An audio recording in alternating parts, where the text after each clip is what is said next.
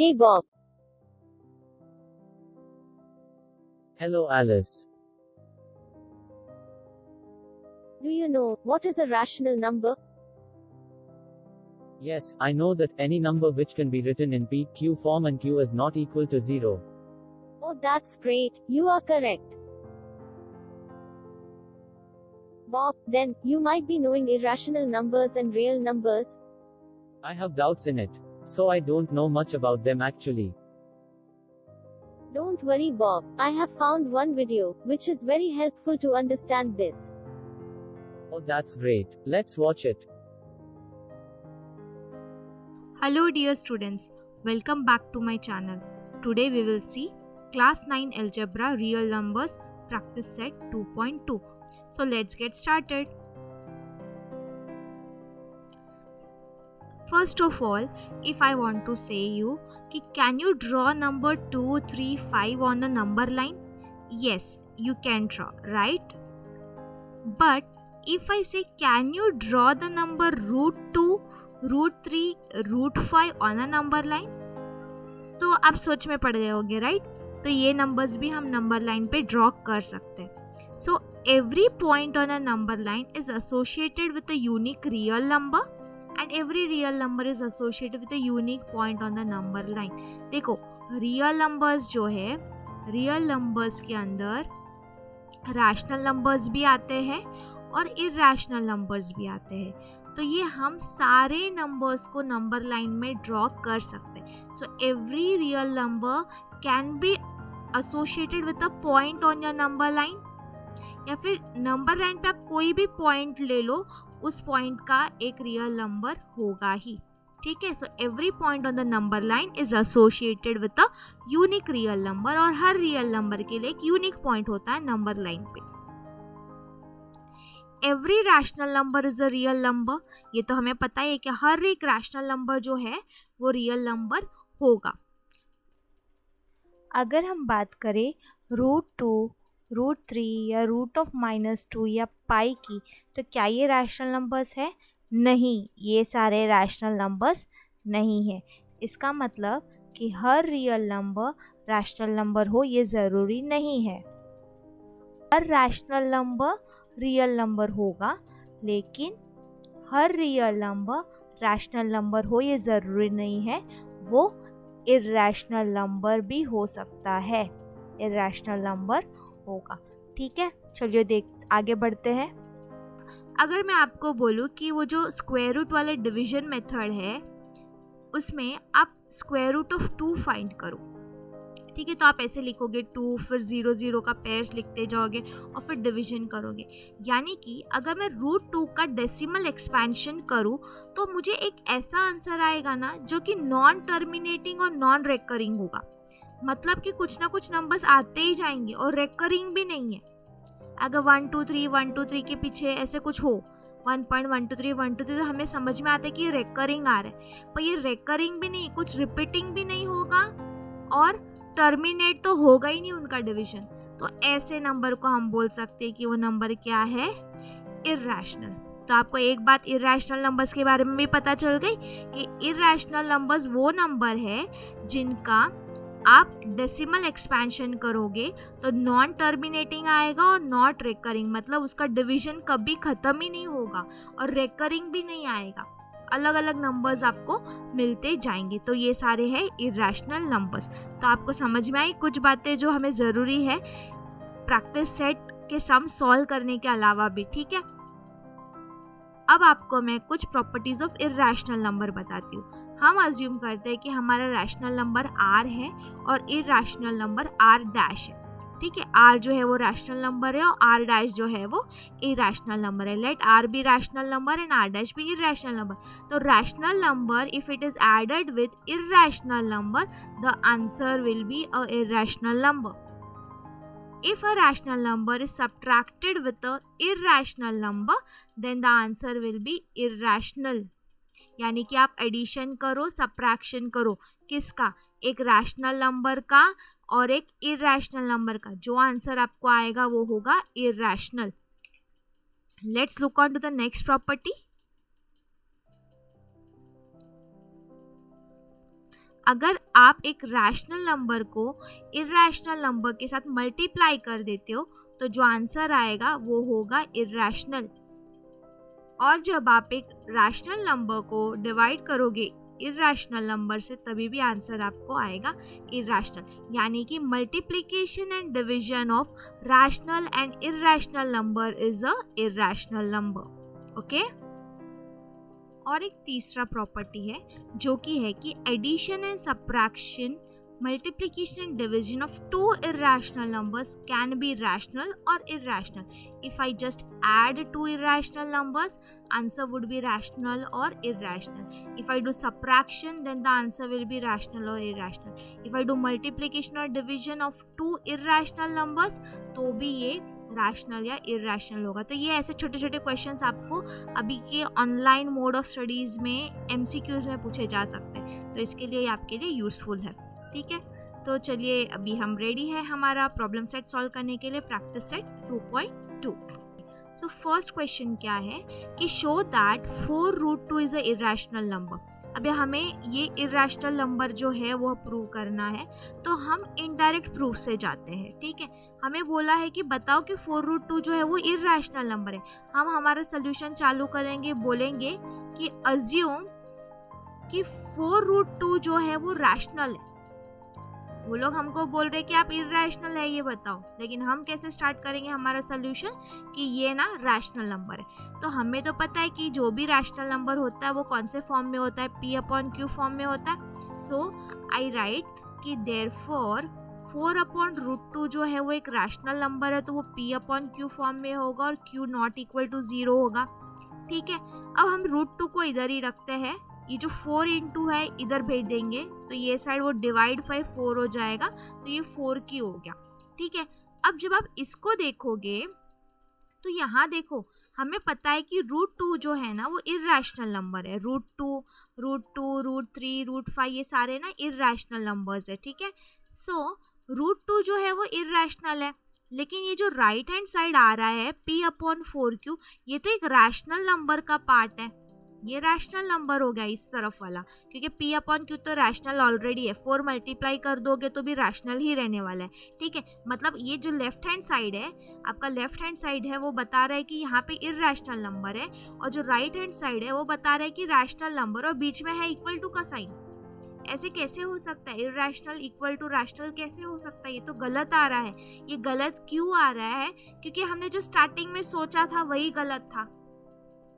समझ में आ रहा है आपको? ये इनडायरेक्ट प्रूफ है। ठीक है, रूट हम लिख सकते हैं यहाँ पे कि we know that √2 is a rational number.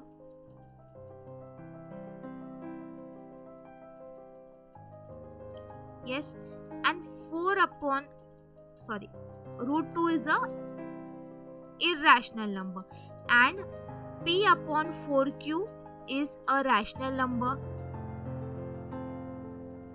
तो ऐसे कैसे हो गया कि इर्रेशनल नंबर और रैशनल नंबर इक्वल आ रहा है? ये तो गलत है, ये फॉल्स है, ये फॉल्स चीज है। ठीक है, इसका मतलब कॉन्ट्राडिक्शन है। सो देयरफॉर अ कॉन्ट्राडिक्शन एग्जिस्ट, या दिस इज अ कॉन्ट्राडिक्टरी बोल सकते हो। अ contradiction exist, therefore 4√2 is a irrational number. Irrational number, देखो समझो, ये इर्रेशनल है, ये रैशनल है। ठीक है, अभी ऐसे तो होगा नहीं कि इर्रेशनल इक्वल रैशनल आएगा। ये तो जो स्टार्टिंग में अज्यूम किया था ना बच्चे लोग कि ये रैशनल नंबर है, वही चीज गलत था। हमने अज्यूम ही गलत किया था कि रैशनल नंबर है, तो सही क्या होगा कि वो नंबर जो है वो इर्रेशनल है। ठीक है, हम एक और एग्जाम्पल देखते हैं, आपको पक्का समझ में आएगा। चलो नेक्स्ट वाला सॉल्व करते हैं। यहाँ पे बोला है prove that 3 + √5 is an irrational number. हम कैसे स्टार्ट करेंगे? Assume 3 + √5 is a rational number, is a rational number. मैंने बोला कि रैशनल है। ठीक है, तो जब अगर रैशनल नंबर है तो 3 + √5 जो है वो P/Q के फॉर्म में होगा और Q नॉट इक्वल 0 होगा, बराबर P/Q के फॉर्म में होगा। अब हम क्या करते हैं ना, √5 को इधर ही रखते हैं, P अपॉन Q को भी इधर ही रखते हैं, +3 को उधर लेके जाते हैं, -3 करते हैं। इसको थोड़ा बहुत सॉल्व कर लो चलेगा, डिनोमिनेटर सेम कर दो तो ये आ जाएगा P - 3Q the whole upon Q। जब आप इसको देखोगे, ये जो हिस्सा है राइट लेफ्ट हैंड साइड, ये इर्रेशनल है, ये इर्रेशनल है, और P - 3Q अपॉन Q जो है वो रैशनल है। ऐसे कैसे हो सकता है कि इर्रेशनल इक्वल आ रहा है रैशनल को? ऐसे नहीं होगा। क्यों आ रहा है? ये गलत आ रहा है। ये इसके लिए आ रहा है क्योंकि आपने यहाँ पे स्टार्टिंग में ही गलत लिखा कि वो रैशनल नंबर है। 3 + √5 इज अ रैशनल नंबर, यही आपने गलत लिखा। तो सही बात क्या है कि 3 + √5 जो है वो इर्रेशनल नंबर है। समझ में आया? तो इस ऐसे इनडायरेक्ट प्रूफ से आप सॉल्व करोगे। तो मैं लिखती हूँ √5 equal P - 3Q upon Q। So a contradiction is existing, या there exist a contradictory statement. A contradiction exist as √5 is irrational number and P - 3Q upon Q is a rational number. Therefore, our assumption was wrong. Our assumption was wrong. तो सही क्या है? सही बात क्या है? ये जो हमने सोचा ना, ये गलत क्यों आया? ये इक्वल क्यों आया?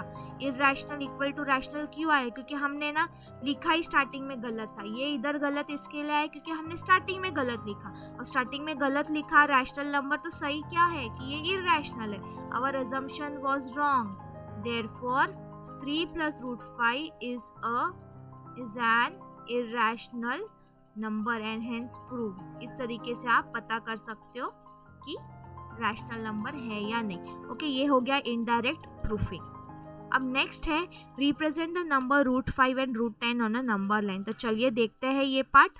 हमें √5 और √10 ड्रॉ करना है, तो मैं आपको √5 के लिए बताती हूँ और √10 के लिए मैं आपको आइडिया देती हूँ। अब खुद से ड्रॉ करिएगा।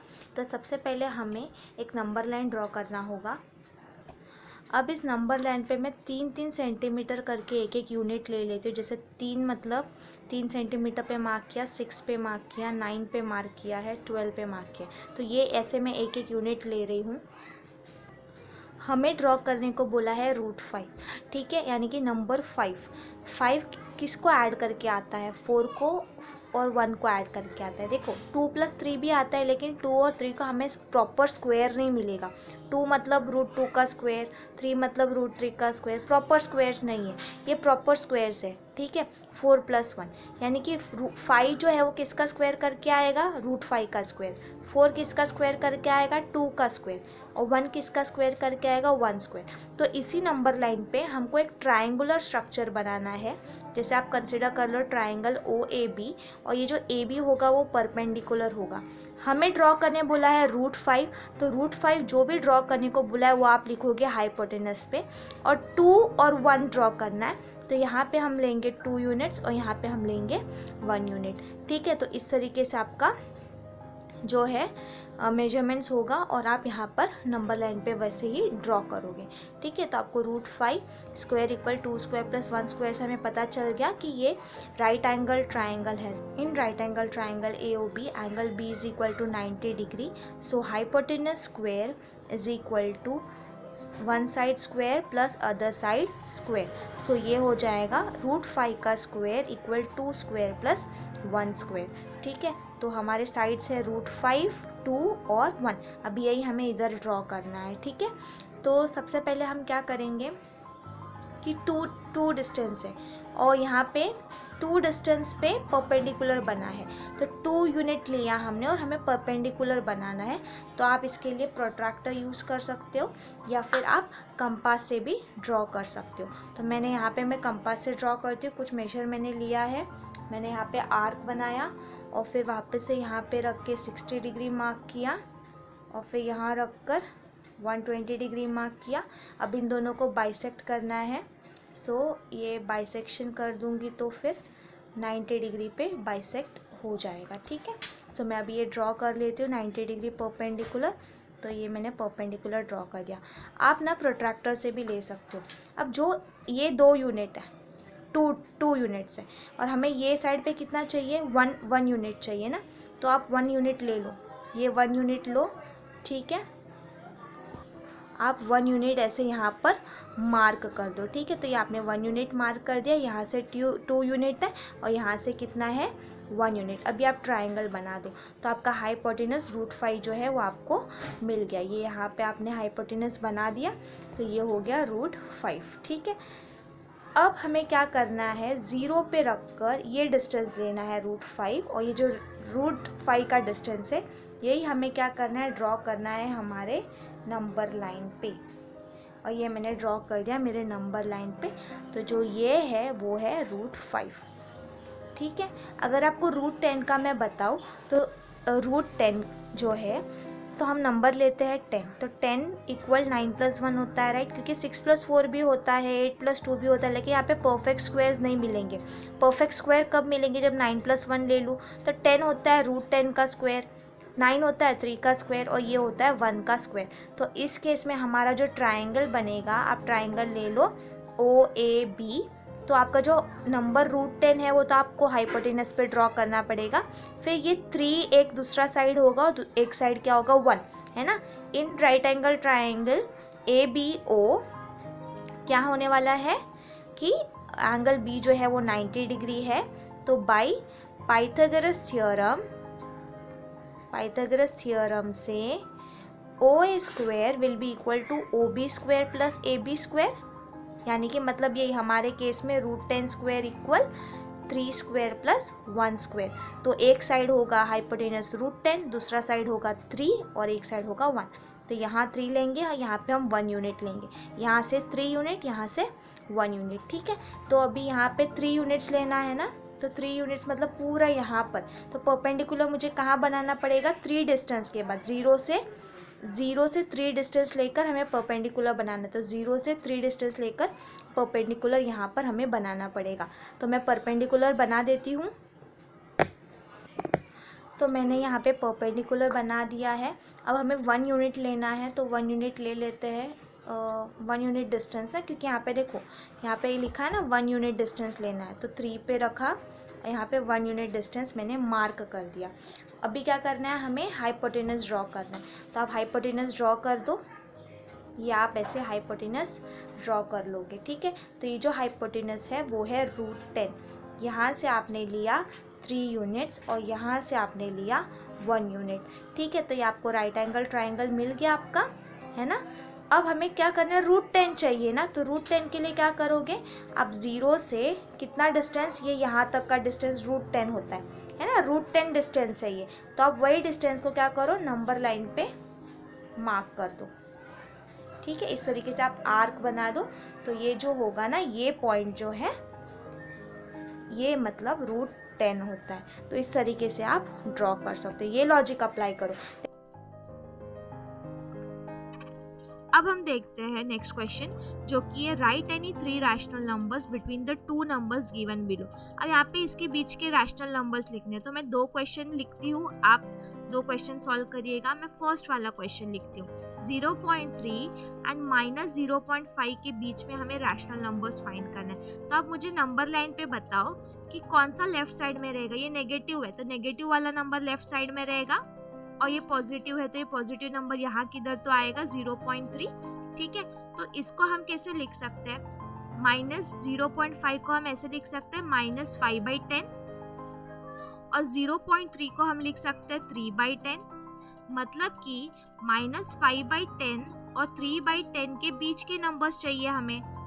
तो यहाँ पे कौन सा नंबर आएगा, इनके बीच में कौन से नंबर आ जाएंगे, -4/10, फिर -3/10, फिर -2/10, फिर -1/10, फिर 0, फिर आ जाएगा 1/10, 2/10 और फिर आ जाएगा हमारा 3/10। तो ये देखो हो गया ना, हमने लिख दिया ना, इसके बीच के नंबर सारे लिखे यहाँ पे। इस तरीके से आपको सॉल्व करना है। Therefore you can write the numbers, आप ऐसे लिख दो, -5/10 less than -4/10 less than -3/10 less than -2/10 less than -1/10 less than 0 less than 1/10 less than 2/10 less than 3/10। तो ये आपके सारे इन बिटवीन वाले नंबर मिल गए, कोई भी 3 नंबर लिख दो ना आप अभी।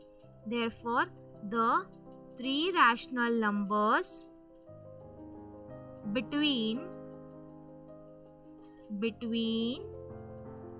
0.3 and -0.5 are -3/10, -2/10, 1/10। ठीक है, इस तरीके से आप सॉल्व करो। चलो एक नेक्स्ट क्वेश्चन देखते हैं। अब हम देखते हैं सेकेंड क्वेश्चन जो कि -2.3 एंड -2.33।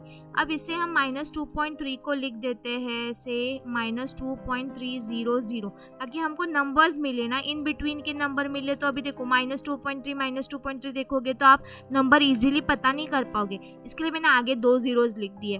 फिर ये हो जाएगा -2.33 को आप लिख दो -2.330।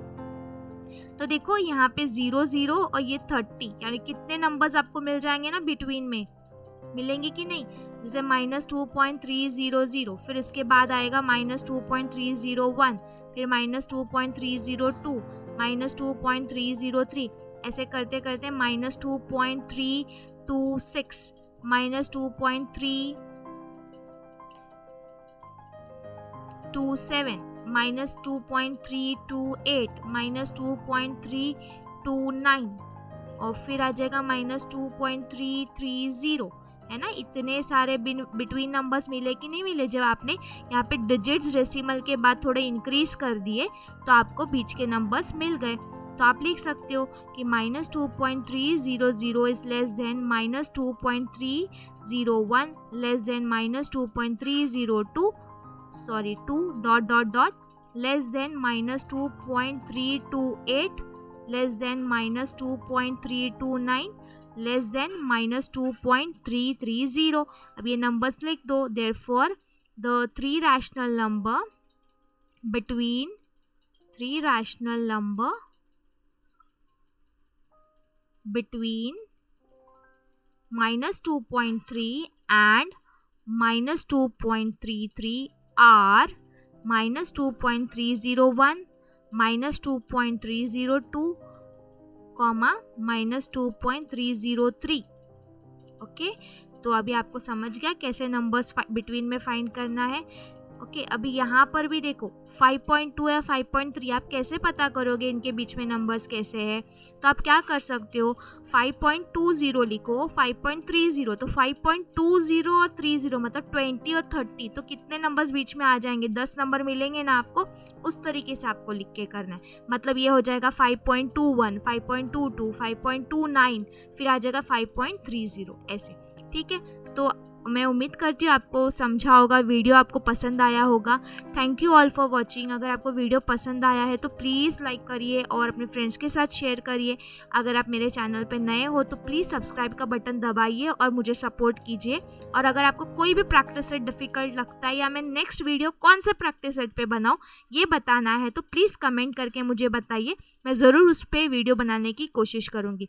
Bye, take care, see you all in the next video.